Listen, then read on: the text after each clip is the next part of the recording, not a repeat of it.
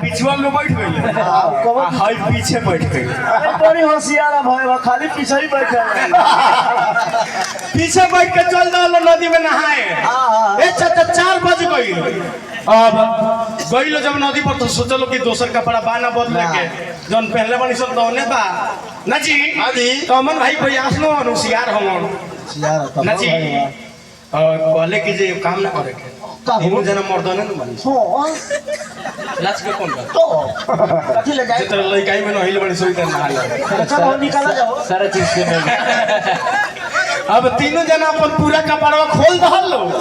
माने देह में एको कपड़ा रहे ना एगो मोटरी बांध के आटवा पर रख दहल आ जैसे गई लो नदी में जाके बुलुकिया मारल लो जानते मानी दियारा में कितना चोर रहेला सुन भैया मोटरिया के जोने लोग कपड़ा मारा एगो चोर लेके भाग क्या कपड़ा रे अब नहा के निकल लो तो देखा तो लोग हाथ पर कपड़ा नहीं कपड़ा अब दोनों जने एकदम ए लोग के गोल घर दिल्ली का लाल किला सब हे महाराज अमर भाई कहले कि जल्दी होकर भोर हो जाता है जब अब फचीन होके जाता मैं घर के मोटरसाइकिल पर बैठा जा आ जल्दी से जकार्ता के घर के पीछे हमने के चलल जाई ना जी आ खबर दियाई कपड़ा उपड़ा भेजी लो पहन के चल अब अमन बाबू गाड़ी लगले हाके बीच में हई बैठ गइले आ पिछवा हई बैठ गइले आए लोग दे हमें कपड़ा बांधा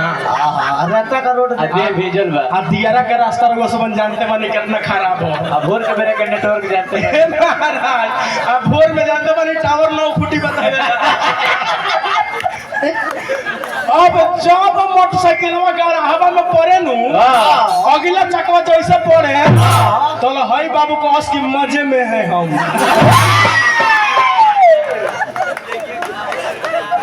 पिछलू को बहुत होशियार भाई ई हंस की मजे में है हम